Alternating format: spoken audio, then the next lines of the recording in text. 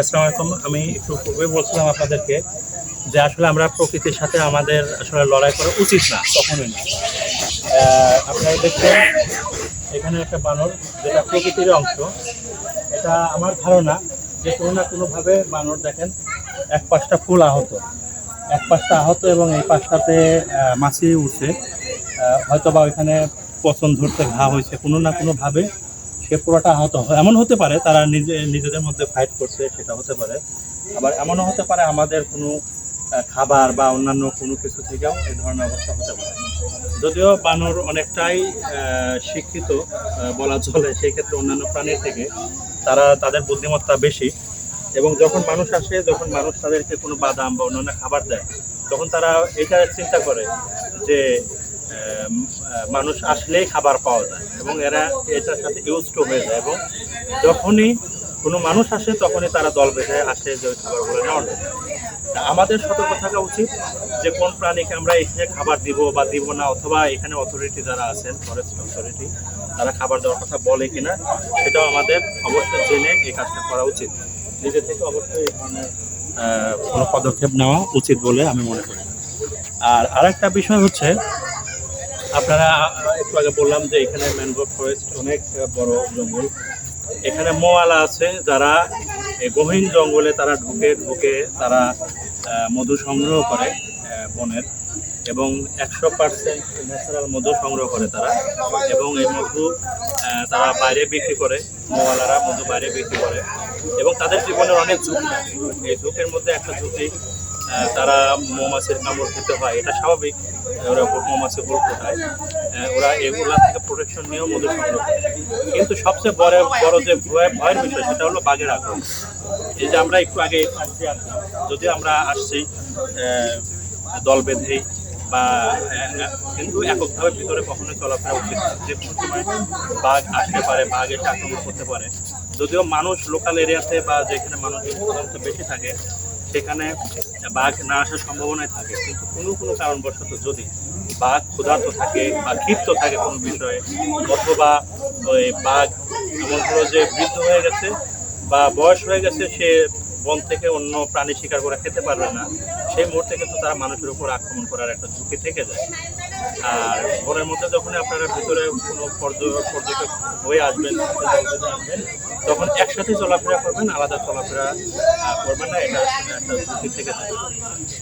আর আরেকটা বিষয় যেটা বলছিলাম, মধু, এখানে মধুর বিপুল পরিমাণ চাহিদা সারা বাংলাদেশে আছে। এবং বিভিন্ন মোয়ালা আছে যারা সাধারণত এই মধুগুলা নকল মধু বিক্রি করে, মানে অরিজিনাল কিছু মিশায় এবং চিনি বা অন্যান্য ওনাদের প্রাকৃতিক কৃত্রিম উপায়ে বিভিন্ন দ্রব্যাদি মিশিয়ে তারা মধু সৃষ্টি করে এবং মধু তৈরি করে এবং মধুগুলা তারা সেল করে। কিন্তু খাঁটি মধুর ঔষধি গুণাগুণের সাথেও পুষ্টি উপাদান খুবই বেশি। এবং আপনারা যদি কখনো আসেন, তাহলে পারলে সংগ্রহ করে নিয়ে যাবেন প্রাকৃতিক মধু, আর নকল মধু থেকেও আপনারা দূরে থাকবেন। আর মোয়ালা ভাইরা যারা এই জীবনকে মানে ঝুঁকির মধ্যে রেখে মধু সংগ্রহ করে দিচ্ছে, তারা শুধু জীবিকার তাগিদেই করছে, এমন না যে তাদের অন্য ভালো ক্যাপাসিটি আছে, তারা ইচ্ছা করে করছে না, তারা জীবিকার তাগিদেই করছে। এবং তাদের দিকটাও আপনারা দেখবেন। এটা আমাদের সপ্তর্ষি মিডিয়ার থেকে আপনাদের প্রতি রিকোয়েস্ট। এখন আমরা আমাদের এক প্রিয় ভাই তসলিম আহমেদ ভাই, ওনার আমরা একটা সাক্ষাৎকার নিচ্ছি।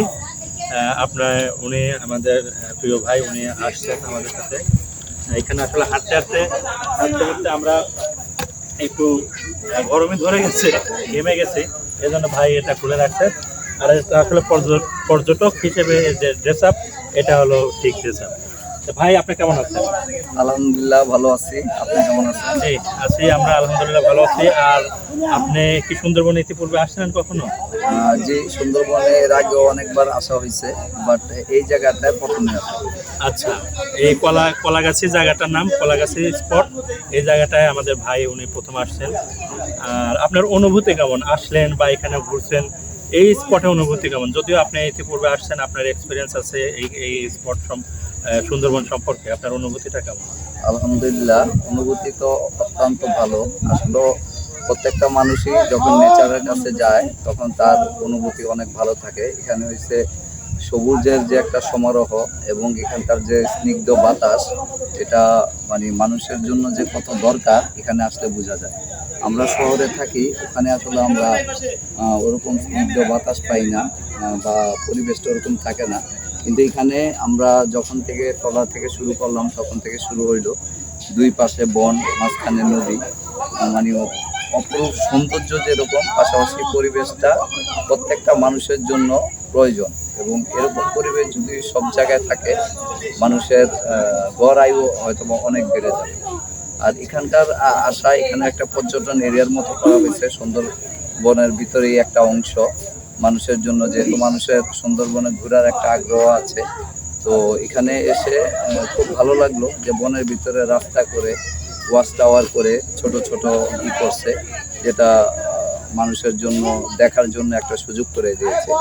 এটা আসলে প্রশংসার দাবিদার রাখে বন বিভাগ। আচ্ছা, আর আপনি সপ্তর্ষি মিডিয়ার দর্শকদের জন্য কিছু বলবেন? সপ্তর্ষি মিডিয়ার দর্শক যারা আছেন সবাইকে বলবো যে আপনারা সবসময় সপ্তর্ষি মিডিয়ার সাথে থাকবেন এবং সপ্তর্ষি মিডিয়াকে সাপোর্ট দিবেন। ওনারা অক্লান্ত পরিশ্রমের মাধ্যমে বিভিন্ন সময় বিভিন্ন তথ্যমূলক এরকম ডকুমেন্টারি করে থাকে এবং বিভিন্ন জায়গা থেকে এরকম ফুটেজ আপনাদেরকে দেখিয়ে থাকে। তো ওনাদের জন্য শুভকামনা এবং দোয়া, এবং সপ্তর্ষি মিডিয়ার যারা দর্শক তাদেরকে এখানে আসার জন্য স্বাগত।